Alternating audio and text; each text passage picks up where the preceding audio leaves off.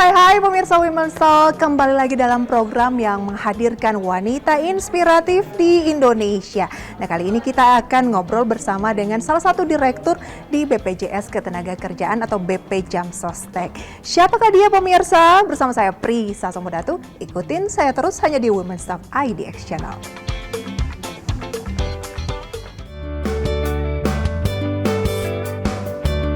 Sepanjang tahun 2023, BPJS Ketenagakerjaan berhasil membayarkan 4,6 juta klaim dengan total nilai jaminan sebesar 53,5 triliun rupiah. Besarnya manfaat yang diberikan tersebut membuktikan bahwa pelayanan BPJS Ketenagakerjaan semakin mudah untuk diakses oleh para peserta. Meski demikian, Badan Hukum Publik tersebut terus berinovasi untuk mendorong cakupan kepesertaan serta meningkatkan kualitas layanan bagi para pesertanya demi mewujudkan universal coverage jaminan sosial ketenagakerjaan. Seluruh kantor cabang kini hadir dengan desain baru yang lebih fresh dan hangat serta ramah bagi penyandang disabilitas. Tak hanya pembaruan di kanal fisik, layanan digital yang terdiri dari aplikasi Jam Sostek Mobile serta layanan tanpa kontak fisik, kapasitasnya terus dioptimalkan demi memberikan kemudahan bagi para peserta. Lantas bagaimana strategi BPJS Ketenagakerjaan untuk terus meningkatkan layanan bagi seluruh pekerja Indonesia? Simak perbincangannya bersama dengan Direktur Pelayanan BPJS Ketenagakerjaan, Roswita Nila Kurnia, hanya di Women's Talk.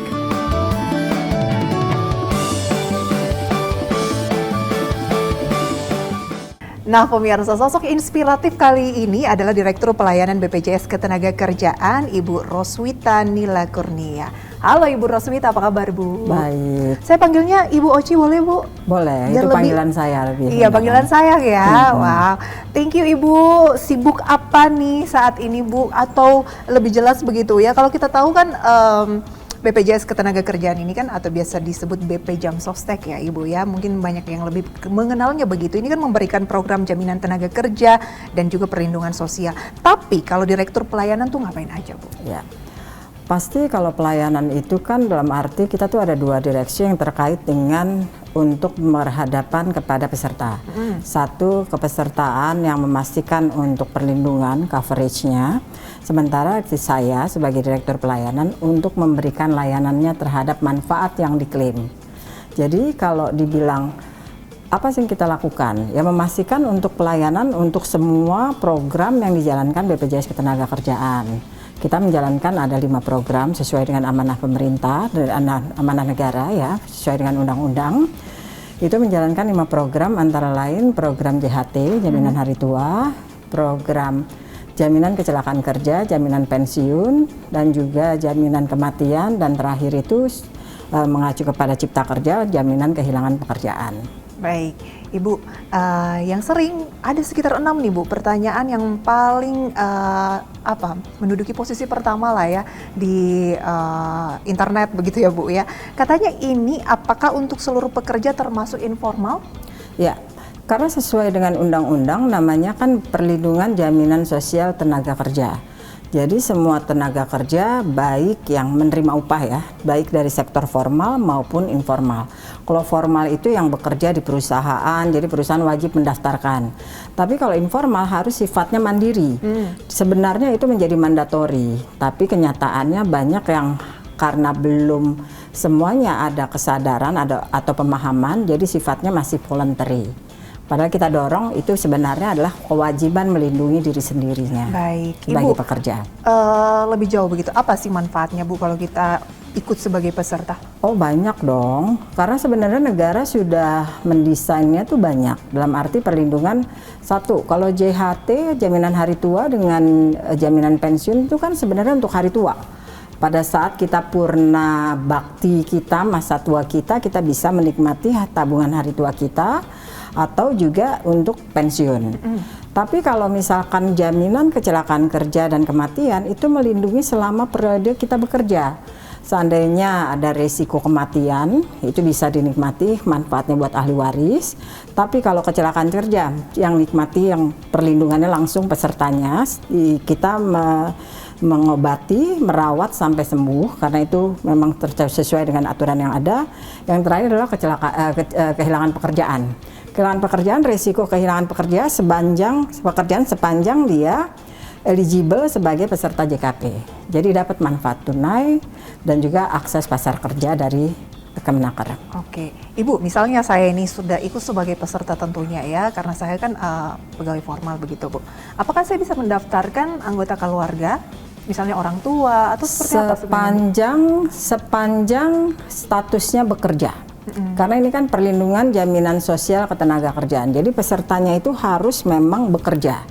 Karena melindungi dari potensi kehilangan penghasilan bagi dirinya ataupun yang akan dinikmati oleh ahli waris sekiranya ada resiko-resiko pada saat dia bekerja, apakah kematian, kehilangan pekerjaan dan sebagainya. Jadi boleh.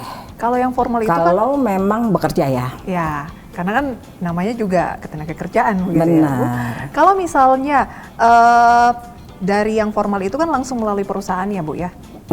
Perusahaan yang mendaftarkan. Iya, kalau yang informal itu seperti apa, Bu? Dia harus yang mendaftarkan sendiri, bisa melalui kanal-kanal kita macam-macam. Ada yang melalui pendaftaran mandiri, itu melalui website kita, atau melalui kanal digital JMO, atau datang ke kantor cabang untuk mendaftarkan dirinya dengan membawa bukti, bekerja dan sebagainya sehingga bisa tercatat sebagai peserta. Baik. Nah, Ibu, satu lagi nih yang jadi pertanyaan yang sering sekali ditanyakan adalah gimana sih sebenarnya cara mengklaimnya? Oh, itu memang banyak PR kadang-kadang ya, karena orang nggak tahu.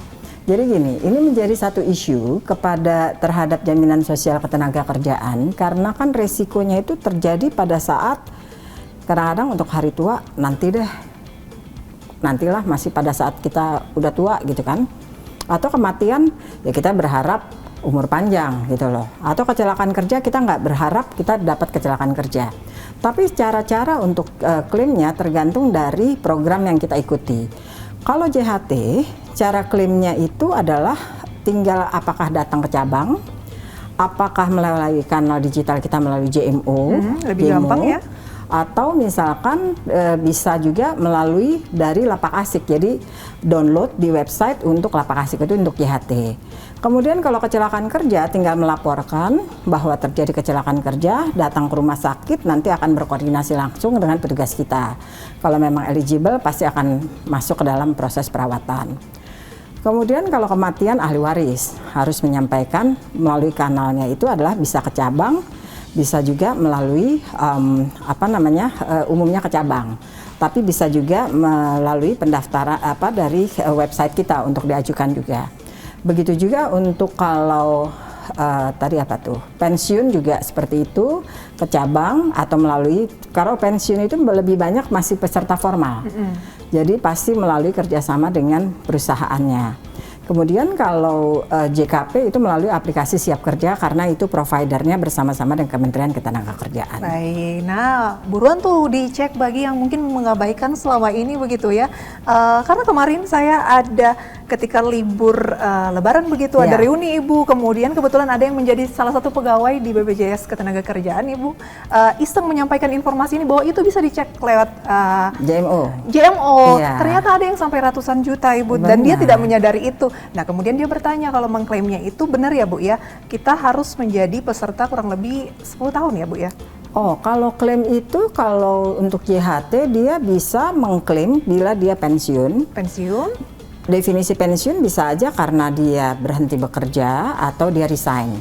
Atau yang kedua kalau dia meninggal, jadi ahli warisnya yang mengklaim. Yang ketiga adalah bila usia tuanya, pada saat sudah mencapai usia tua. Jadi sebenarnya kalau berbicara untuk dia apakah dia harus 10 tahun atau enggak. Jadi kalau memang statusnya sudah berhenti bekerja, apapun dengan sebab itu. Tidak Bu, dalam rangka misalnya dia masih di perusahaan yang sama tapi sudah 10 tahun ingin mencairkan 10%, itu tidak benar ya Bu ya? Oh, itu bisa mencairkan sebagian bila memang untuk kebutuhan apapun. Baik. Mencairkan sebagian, bukan seluruhnya. Jadi mencairkan sebagian bila sudah 10 tahun, dia bisa untuk mencairkan sebagian. Dan kebanyakan juga untuk MLT perumahan itu juga syaratnya Kalau dia udah sebagai MLT adalah gini, MLT perumahan jadi manfaat layanan tambahan perumahan. Kalau sudah menjadi peserta 1 tahun, dia bisa mengajukan untuk kredit kepemilikan perumahan. Baik, mungkin ini tidak akan selesai kalau kita bahas di Women's Talk kali ini ya Ibu ya. Bisa mendapatkan informasi selengkap-lengkapnya tuh diakses lewat mana Ibu? Satu, pertama bisa lewat website kita. Yang kedua bisa telepon ke 175. Itu jadi kalau melalui dari JMO. JMO itu semua informasinya ada. Kalau website juga informasinya juga ada. JMO itu download JMO itu ada tanya 175. Nanti di situ ada cerita tentang manfaat program, videonya bisa dilihat, manfaat program, kemudian juga cara daftar dan juga cara mengklaim. Nah itu dia, semoga bermanfaat ya para peserta ataupun yang baru tertarik untuk ikutan. Oke, Ibu kan saya baca-baca nih dari latar belakangnya sebenarnya kan dari keuangan ya Bu ya. Ya. Kenapa tertarik menjadi di bagian pelayanan dalam hal ini di BPJS Ketenagakerjaan? Jadi saya memulai, kita semua direksi itu mendapat dan juga Dewas mendapat amanah itu pada 2021 setelah mengikuti pansel dan kita memilih nih kita mau ngambil apa. Saya memang backgroundnya adalah keuangan. Karir saya memang bermacam-macam selalu di bidang keuangan terkait ya. Terakhir sebelumnya di salah satu perusahaan itu direktur keuangan. Tapi saya pernah terkait dengan pasar modal dan juga pernah di sisi sebagai pension fund. Itu kita juga melihat bahwa sebenarnya bahwa kesadaran untuk melindungi diri kita untuk masa tua kita rasanya belum tinggi di masyarakat. Jadi Ibu ada panggilan itu ya? Iya, karena kita belajar dari sisi kita, kadang-kadang kita tahu terdaftar yang terutama yang pekerja formal itu mandatori didaftarkan oleh perusahaan. Tapi pertanyaannya apakah dia tahu manfaatnya? Terus habis itu bingung cara klaimnya. Nah ini yang saya ingin masuk ke dalam pelayanan untuk memastikan bahwa layanan itu aksesibel, layanan itu mudah dijangkau, informatif dan ada kepastian. Jadi itu yang kayak Ibu merasa ada hal lain lagi nih yang perlu saya lakukan di bidang ini. Ya, sehingga dan Ibu, juga ditambah selain dengan manfaat basic yang memang sudah didesain oleh undang-undang, tentunya juga harus kita bawa untuk manfaat lainnya. Jadi edukasi tentang investasi, mempersiapkan hari tua, ada berinvestasi pada surat hutang negara dan sebagainya. masih linear lah ya Bu ya dengan Benar. keuangan. Oke, nanti akan kita lanjutkan pemirsa, tetaplah bersama kami di Women's Talk IDX Channel.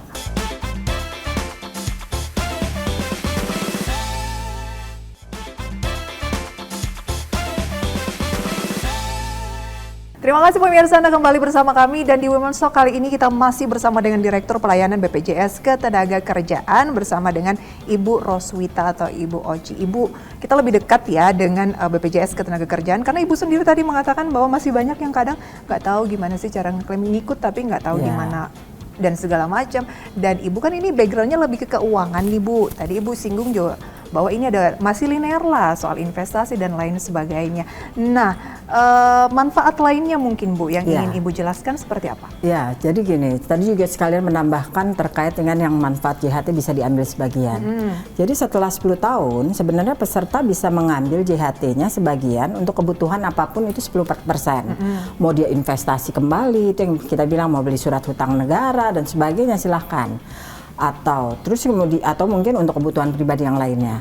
Nah, 30% untuk kebutuhan perumahan. Tapi kalau kita ambil dari sebagian dari JHT itu kan akan kena pajak progresif karena akan ada pada saat pengambilan sisanya akan kena pajak progresif. Mungkin ini bagian dari perencanaan keuangan juga, bisa juga melakukannya karena ada manfaat layanan tambahan lainnya dalam bentuk kredit perumahan sepanjang memang eligible secara perbankan. Jadi kita sudah melakukan kerjasama dengan beberapa bank sebagai amanah dari Permenaker, itu kita juga memberikan untuk kredit berupa MLT perumahan, tapi yang memberikan perbankan, jadi investasi menempatkan dana untuk disalurkan sebagai kredit perumahan, renovasi, Kredit perumahannya lumayan, size-nya maksimum bisa 500 juta. Nah, ini saya yakin banget pasti banyak yang belum terlalu tahu nih Ibu. Nah, Ibu, Benar. apa upaya yang dilakukan oleh Ibu Oci dan juga jajaran tim mungkin ya dari bagian pelayanan untuk lebih apa ya Bu? Mengedukasi. Mengedukasi. Karena program yang udah didesain oleh negara ini sudah bagus. Artinya satu, perlindungan dari saat bekerja, selama bekerja dengan JKK, JKM dan JKP, kemudian juga pasca setelah bekerja melalui JHT dan JP. Nah, di samping itu juga ada manfaat lainnya berupa kredit perumahan, kredit renovasi yang bisa diajukan kepada perbankan yang bekerja sama ke kita, atau bisa untuk planning persiapan pensiun mengambil sebagian syaratnya setelah kepesertaan 10 tahun untuk mengambil sebagian JHT-nya. Oh, berarti ini sudah diterapkan sampai ke tataran paling bawah ya Bu ya, yang bersentuhan langsung dengan para peserta. Benar. Berapa banyak sih Tapi Bu? memang harus bisa mengedukasi. Kalau MLT sejak disampaikan, mulai kita launching secara dalam bentuk BPJS Ketenagakerjaan, itu yang tersalurkan sekitar baru 4.000 rumah. Padahal sebenarnya peserta kita kan sekarang itu tercatat sekitar 41 juta. Dan katakanlah sebagian, karena ini baru secara aturan baru bisa kepada pekerja formal ya. Jadi kalau dari sisi itu kan harusnya masih banyak, terutama yang usia muda nih. Yang kedua, dan nilainya sekitar baru 1,2 triliun. Baik. Nah, dari sisi investasi untuk memberikan penyaluran tersebut, mereka relatif ada kemampuan lebih. Jadi tinggal kita yang memastikan untuk ini mengedukasi agar bisa membantu deadlock dari sisi perumahan tersebut, backlog Oke, tersebut. Ibu, pasti dalam setiap bidang yang sudah Ibu kerjakan begitu, ada aja tuh yang bikin kayak gengges gitu, ini kok nggak bisa gitu. Nah, Ibu semenjak bergabung bersama dengan BPJS Ketenagakerjaan ini, apa Bu yang kayak menjadi tantangan banget yang Ibu gemes gitu harus Iya. diberesin? Yang pertama kan adalah sebenarnya satu, meningkatkan awareness. Karena program bagus tapi kalau nggak ada yang tahu sayang. Yang kedua adalah layanan harus cepat dan aksesibel. Artinya kita menstandarisasi, menstandarisasi prosedur sehingga lebih cara kerjanya bisa lebih cepat, sehingga masa tunggu untuk klaim dan sebagainya bisa diatasi, ya, bisa cepat. Yang ketiga adalah mengedukasi. Mengedukasi artinya nggak melulu terkait dengan untuk agar dia mendaftar karena kewajiban, tapi karena kesadaran. Nah, itu yang harus kita dorong sehingga kampanye harus terus. Kita juga ada tagline yang selalu kita gaungkan untuk meng-create kesadaran awareness tersebut, yaitu kerja keras bebas cemas. Jadi saat ini kita menyasar kepada segmen UMKM untuk tahun ini. Kalau yang sebelumnya adalah pekerja informal, BPU. Karena sebelumnya kan kalau formal relatif sudah terjangkau ya, sudah tercakup melalui perusahaan. Sementara yang sekarang adalah UMKM. Sehingga UMKM itu juga sadar bahwa sebenarnya kita ada resiko untuk perlindungannya itu perlu kepada BPJS Ketenagakerjaan. Ibu kayaknya seneng tantangan ya Ibu ya? Karena kan kalau di keuangan kayaknya lebih, kan kalau pelayanan tuh lebih berkaitan langsung dengan peserta begitu. Benar, karena kan saya besar di keuangan itu dulu saya 14 tahun di advisory, corporate finance advisory, kita biasa restructuring. Kemudian juga sempat di satu sekuritas, perusahaan sekuritas, kemudian di sektor real, terus di pension fund, terus sektor real juga properti, jadi agak pindah-pindah tuh bermacam-macam. Jadi pelajaran itu membuat bahwa dimanapun kita ya harus bisa kita overcome. Nah, untuk dalam segmen ini, setelah kami makin masuk ke dalam, kita lihat ya ampun, pemerintahan udah bagus banget nih, negara ini udah bagus banget bikin program, tapi gimana kita bisa itu muncul sebagai customer advocate yang bisa untuk dia daftar secara mandiri dengan mudah. Ibu, Gitu. apa sih yang menjadi apa ya Bu ya, dalam bekerja kan pasti ada yang menjadi passion ya begitu Bu, agar tetap semangat lah tentunya. Apalagi kan kalau yang berkaitan dengan pemerintahan itu kan Bu, ada saja waktunya misalnya tiba-tiba kemana, ditempatkannya di mana. Itu ada nggak Bu tips untuk pemirsa di rumah? pemirsa di rumah secara umum nih. Secara umum. Oke. Saya selalu mendasarkan segala sesuatu itu pada spirit ya. Spirit artinya memang pasti setiap pekerjaan kalau kita udah accept itu konsekuensinya pasti ada tantangan apapun. Jadi once kita jalanin dengan ada passion dan kita punya fighting spirit yang kuat, saya rasa sih harusnya itu nggak menjadi satu stopper gitu. Jadi saya pikir nggak ada kita bisa karena kita ahli atau apa, tapi sepanjang kita mau dan semangat, saya pikir sih setiap tantangan harusnya bisa gitu. Jadi itu yang harusnya bisa dipegang untuk kita semua, dan itu reminder untuk saya sendiri juga anyway. Oke Ibu, nanti akan kita bahas Ibu yang apa ya menjadi penyemangat ini kan juga perlu ya Bu ya. Apa dan me time itu biasanya ngapain Ibu?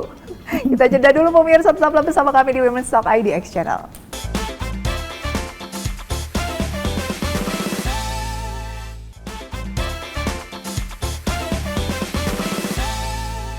Terima kasih pemirsa, masih bersama kami dan tentunya kita masih bersama dengan Direktur Pelayanan BPJS Ketenagakerjaan, Ibu Oci. Apa nih Bu yang menjadi penyemangat Ibu? Biasanya kan ada orang tuh supportnya itu adalah support sistemnya keluarga. Kalau Ibu tuh lebih ke apa biasanya? Ya pasti support sistemnya tetap keluarga ya, dalam arti salah satunya, dan yang kedua balancing dalam arti pekerjaan dan juga kesenangan pribadi. Jadi artinya kalau saya satu support system pasti keluarga, lingkungan ya, pertemanan. Kemudian juga untuk diri kita membalancing dari hektik bekerja, pasti kita juga harus me time-nya ada. Ibu setuju ya Bu ya, kalau itu harus balance ya Bu? Iya dong. Me time ngapain biasanya Bu Oci? Me time pertama pasti kalau yang secara rutin, kalau tanpa lagi cuti ya, itu biasanya saya spending setiap weekend tuh olahraga, nggak susah-susah sih gitu, jalan-jalan karena memang bisa sambil mengeksplor whatever. Kebetulan rumah saya deket Ragunan, kadang-kadang di Ragunan kayak dalamnya. Nggak perlu jauh-jauh ya Bu ya? Atau misalkan ya CFD atau ke GBK dan sebagainya, itu simple gitu Bu lah. pernah stres nggak Bu? Hah? Soal pekerjaan pernah stres nggak Bu? Oh pasti dong. Ibu biasanya ngapain Bu kalau lagi stres? Kalau stres pasti ya perempuan pasti kadang-kadang treatment ya, ke salon kayak krimbat atau olahraga. Itu bagi saya itu relaksasi karena kita nggak dalam ruangan, jadi kita jalan, olahraga dan sebagainya, atau pada saat itu ya kita ambil cuti yang untuk traveling. Nah kalau di budaya kita kan Bu lebih masih dominan tuh patriarki ya Ibu ya, dimana kadang agak di medsos juga terkadang menjadi pemicu ketika seorang wanita itu mungkin karirnya lebih tinggi dan lain sebagainya. Ada nggak Ibu pandangan tersendiri dari Ibu soal hal ini? Kalau saya melihat itu karir itu misalnya gini, kebetulan saya single. Tapi dalam arti kalau wanita lebih tinggi atau apa itu kan pilihannya. Kalau misalkan dia kebetulan statusnya sendiri berarti kan dia hanya diri sendiri. Tapi kalau dalam hal berkeluarga, artinya dia bekerja kan udah dengan kompromi masing-masing. Bahwa lebih tinggi atau enggak, itu saya pikir kebijakan di dalam berkeluarganya sendiri gitu. Jadi saya pikir sih, saya ngelihatnya nggak ada bahwa, oh jadi ada batasan perempuan nggak boleh tinggi. Kalau dia punya potensi, kenapa enggak? Gitu. Itu saya ngelihatnya gitu. Oke, harus lebih apa ya, lebih kompromi lah mungkin ya, kompromi, dan lebih paham tapi kalau posisi. Benar, karena makanya saya bilang dengan berbagai role-nya itu kan konsekuensi. Baik. Tinggal memfine tuningkan aja. Ibu kan saya dengar-dengar nih sebenarnya tuh backgroundnya itu Padang kan, Padang dan juga Jawa itu kan ada yang patriarki, Ya, ada yang matriarki. Nah itu seperti apa Bu membentuk dalam keluarga Ya. mungkin? Ya karena kan bapak saya itu Jawa, ibu saya itu dari Minangkabau. Dua-duanya berarti kan satu yang memang secara adat satu patriarki, satu lebih matriarki. Di kami terus terang didikan keluarga itu jadi demokrasi, nggak berat ke salah satu suku dan sebagainya. Nah itu mungkin yang membentuk saya atau kami untuk lebih terbuka melihatnya dalam perspektif yang luas gitu. Itu mungkin saya pikir pola dari orang tua saya membawa saya untuk ya ini pilihan, dengan konsekuensinya jalani gitu. Nah, sebenarnya itu ini ya Bu ya, dari lingkungan keluarga juga sebenarnya yang membentuk ya, apalagi Ibu anak bungsu benar ya, dan diasuh dari seorang tentara, ayah tentara begitu ya. Oke, Ibu, masih banyak yang ingin kita ulas, tetapi apa kira-kira pesan-pesan lah untuk wanita-wanita di rumah agar ya dalam berkarir, dalam mengejar sesuatu, dan tentunya Bu terkait dengan BPJS Ketenagakerjaan. Jadi ada dua ya. Kepada perempuan-perempuan saya pikir jangan takut untuk menunjukkan kemampuan diri kita. Kalau kita mampu, kadang-kadang karena kita timur kan jadi kita sungkan atau apa. Tapi kalau kita mampu dan kita punya pendapat yang bisa dipertanggungjawabkan, suarakan. Saya pikir itu mungkin menjadi satu solusi dalam pekerjaan juga anyway. Kemudian terkait dengan BPJS, saya pikir memang waktu nggak cukup untuk menjelaskan karena saya kadang-kadang gemes ngelihatnya program ini bagus gitu, tapi belum semuanya bisa teredukasi. Jadi kalau ada hal-hal yang ingin ditanyakan bisa akses kepada website kita, bisa call kepada 175 kontak center untuk dapat, atau bisa download di JMO, Jam Sostek Mobile. Di situ banyak bisa melihat fitur-fitur dan juga pengetahuannya. Kalau masih bingung juga di dalam JMO ada click to call tuh, bisa nanya untuk hal-hal yang bisa lebih jelasnya. Begitu mungkin. Mungkin kalau mau vokal juga boleh ya Bu, vokal kalau misalnya ada apa-apa terus kita mengadu boleh ya Bu ya? Karena itu termasuk tanya dan mengadu, tapi biar lebih bagus tanyanya lah. Mengadu sebenarnya bisa, komplain boleh. Karena memang kita harus secara undang-undang harus membentuk unit pengaduan. Baik, jangan lupa vokal itu penting asal sesuai dan bertanggung jawab. Terima kasih Bu Oci.